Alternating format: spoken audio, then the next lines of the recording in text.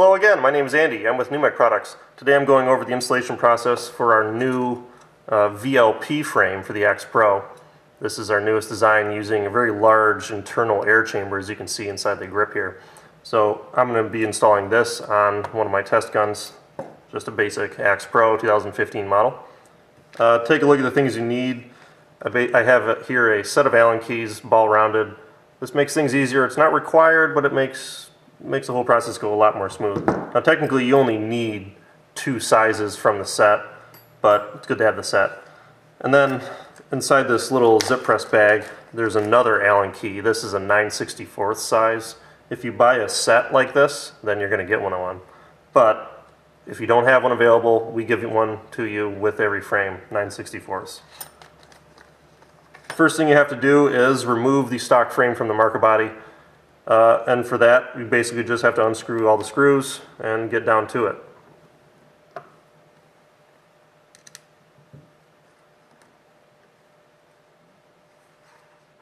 Flip it around. The frame installation process is not hard to do, but it takes a pretty big chunk of time because the frame is such a central part of the marker that everything bolts onto it. So to swap it out, you basically have to take everything apart. You will be reusing just about everything except for the frame itself, obviously. So grips, you're going to reuse those. The grip panel screws, which I set right here just out of frame, you will be reusing those. And then basically everything you see on the marker you'll be reusing, but I'll go over that in a little bit. Alright, so with the grips removed, you now have to separate the frame from the marker body. The first thing I'm going to do is take out the firing assembly using the quick release button. So I'm going to pop that out and set it down here. So now, to separate the frame from the marker body, there's only one way to do this. You have to remove the front screw first, which is this one here. The rear screw is trapped inside the frame, which means when you go to unscrew it, the frame's going to have nowhere to go.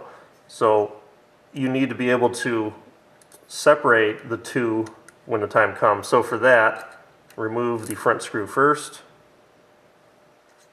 and now remove the rear screw. And as you unscrew this, you'll see there's a slight gap that develops in here, and that's because the screw is actually pushing the components apart. And then once you get it free, you can just very gently separate the two. You got to be careful about these wires because you don't want them to get snagged on any part of the stock frame. So I'm going to set the marker body over here.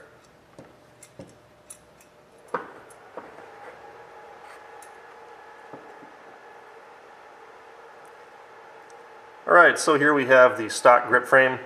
You basically got to remove everything. You have to take off the regulator, the trigger, the quick release button that's in the back, the foregrip, and the trigger guard.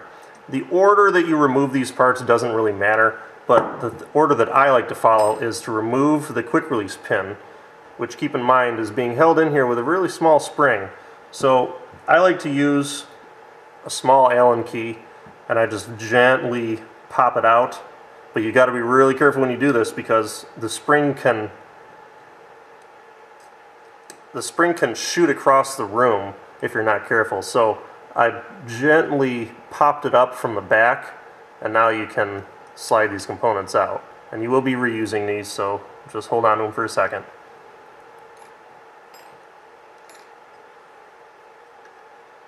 Alright, so the next thing I'm going to take apart is the foregrip.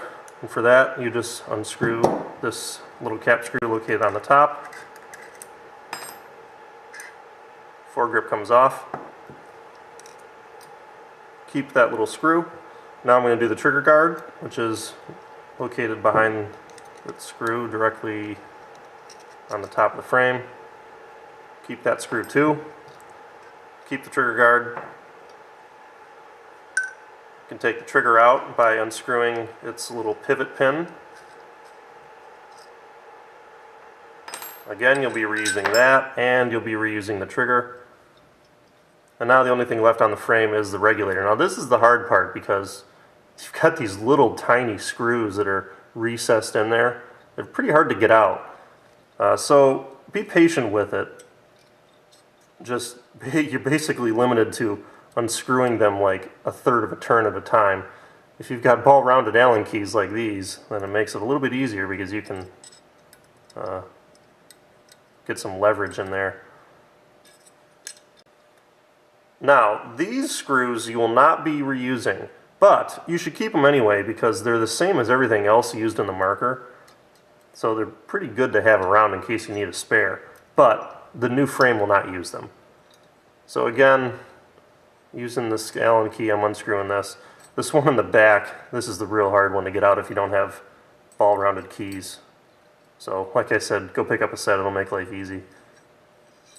Got that out there, and now the two components will slide apart. So you'll be reusing the regulator. I'm going to put that down. The frame itself you will not be reusing, so I'm going to throw that aside.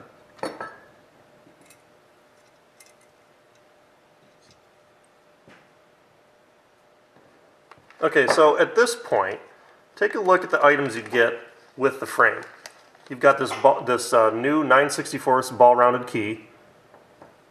And then inside the bag, there's a couple little tiny O-rings, and then there's 2 screws.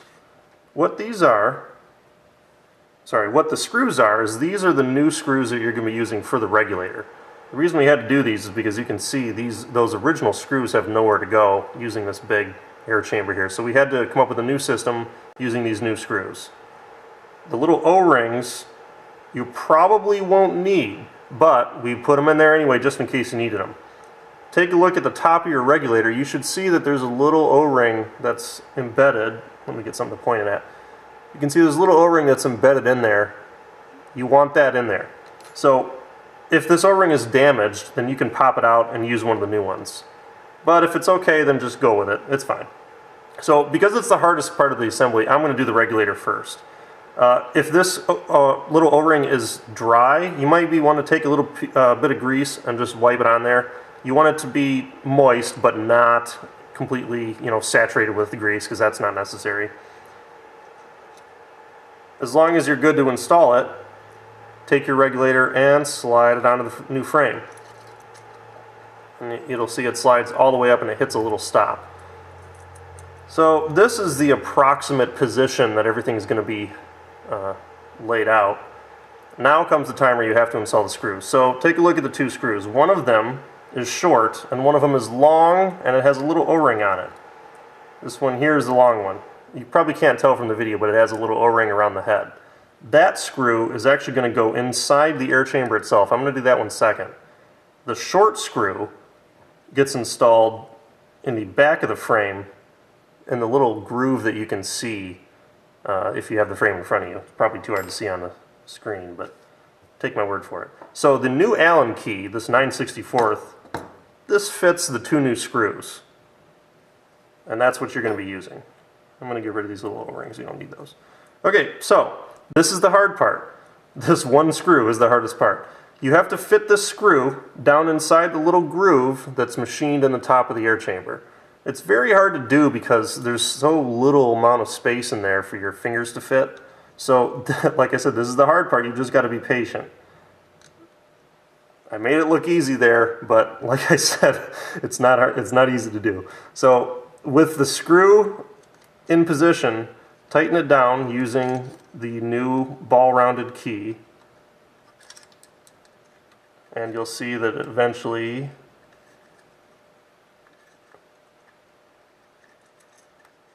it'll tighten all the way up. I'm being real careful not to scratch the frame with the Allen key, but you can be as careful or as risky as you want. So this looks pretty much all the way flush with the frame. I can probably tighten it down a little bit more using the short end of the key, but again, you got to be careful not to scratch things because you don't want to have a brand new frame get all scratched up. Like I said, this rear screw is probably the hardest part of the whole assembly. So once you get that in, you can breathe a sigh of relief because that's the hard part. So now take your long screw with the little O-ring. See that little tiny O-ring right there? Stick that in the long side of the new Allen key, and this is actually going to go all the way down through the little top opening on the air chamber. There's a hole down on the inside, and that's why you have this O-ring on there, which is to seal it up. I don't know really how to show this with a camera, but you can see down inside there's a little hole, and that's what you're aiming for. So, oops, fell off. So what I like to do is I like to take the screw and stick it on the Allen key vertically, and then I kind of swallow it using the frame. But this might take a couple tries because you can't see what's going on inside the frame.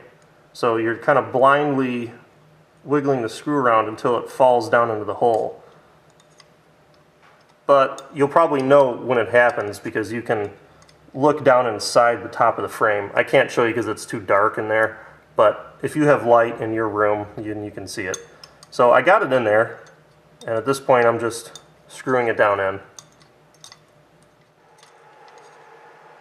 And that's just about it. So you can see the Allen key is just barely sticking out the top of the frame, and that means it's pretty much down as far as it can go.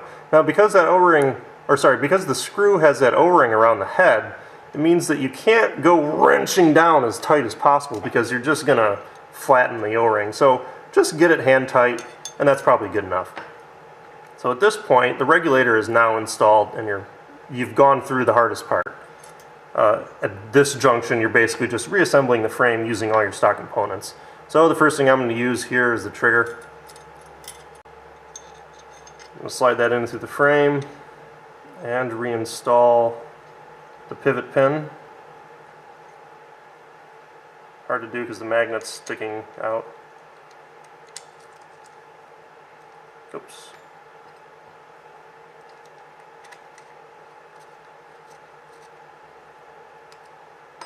Keep in mind the magnet located in the front of the frame is pressed in with just enough force to keep it from falling out.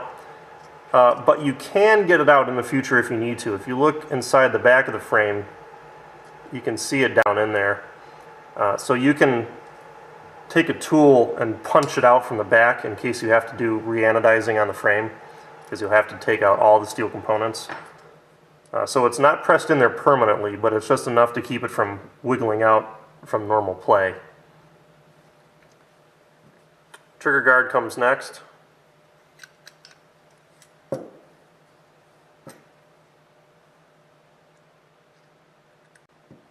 So reinstall that screw and tighten that down, just hand tight. Foregrip. And obviously this frame is compatible with our foregrip extender, so if you have a foregrip extender with this marker, then you can reference the installation process for that instead.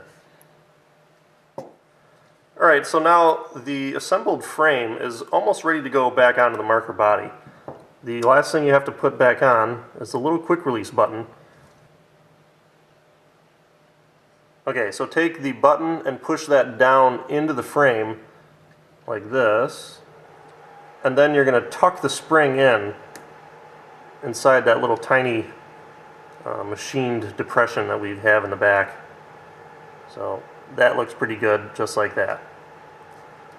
Now the frame and marker body are ready to go back together. So I'm going to align them and carefully guide them in. Now the thing you got to be worried about is these wires here. You don't want to pinch them on anything. So as you push the two together, keep the trigger down so it doesn't get in the way. And you'll notice that the little O-ring that's located on the transfer tube slips inside the adapter in the frame. So while you're doing that, also notice the front has to be straight because there's a little circuit board that has to get lined up with the foregrip. So the component should line up perfectly straight when you look at it from the front. And then in the back, you'll have a big gap back here because the rear screw has to get installed first. Okay, so you got to be really careful about this because the quick release button that's in the frame has to get inserted into the transfer plate of the body, while at the same time the screw that's located in between also has to get perfectly aligned. The screw is this front item. So I have them perfectly in alignment right now, along with the front of the body, which is also in perfect alignment right now. So at this point, I'm going to screw them together. You should see the very small gap start to close, and that's exactly what you want.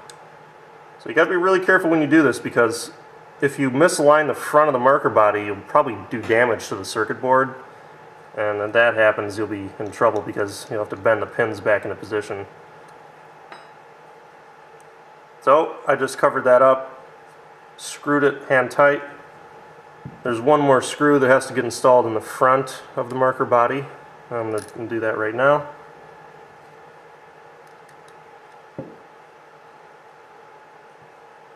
Install that screw hand tight. Tighten the rear screw, also hand tight. At this point, you're nearly finished. All you have to do is reinstall the grips and test everything out. Firing assembly. Reinstall that. So you are now in good shape. Keep your new Allen key in your toolkit if you don't have a set. Set makes it easy to hold them all in one little area, but keep your Allen key in case you need to take anything apart in the future. But otherwise, you're basically ready to go. So now, this gets into the area of performance. Because this new frame has such a large volume of air that's added to it, most people have found that you will instantly gain velocity when you take this over a chronograph. So, after you install the frame, you have to take it out and re-chronograph, because you may be shooting hot and you don't want to get pulled for shooting, 310 or 315 or whatever. What I like to do, if that happens, what I like to do is decrease your operating pressure by maybe 10, 15, 20 psi, and then use the back cap to adjust your velocity. With some markers, if they're just like really nicely machined and everything, you might be able to drop the pressure as much as 30 psi, maybe even more. I haven't seen anything like that yet, but the frame is still pretty young, so I wouldn't be surprised. But in any case, take it out, shoot over the chronograph, get a new pressure setting, and you'll basically be ready to go at that point.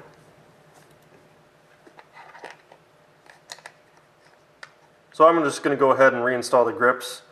If you have any questions on this process, let us know. As I said, the hardest part is the regulator. Once you get that done, the rest is pretty easy. But you got to have some patience though, because those regulator screws are just really hard to get down into where they belong. The system that we had to create for this is kind of weird, but hopefully you'll have not much trouble and you'll be able to get everything installed in one piece. And hopefully the video helped. So, once I get this last screw installed, we'll be ready to go. As I mentioned before, these two screws that were being used for the regulator, these are the same as the other screws in the marker, so keep those. Keep your spare O-rings if you need them. Keep the Allen key if you need that. But at that point, you're done. So, go hit the field. Let me know if you have any questions. Thanks!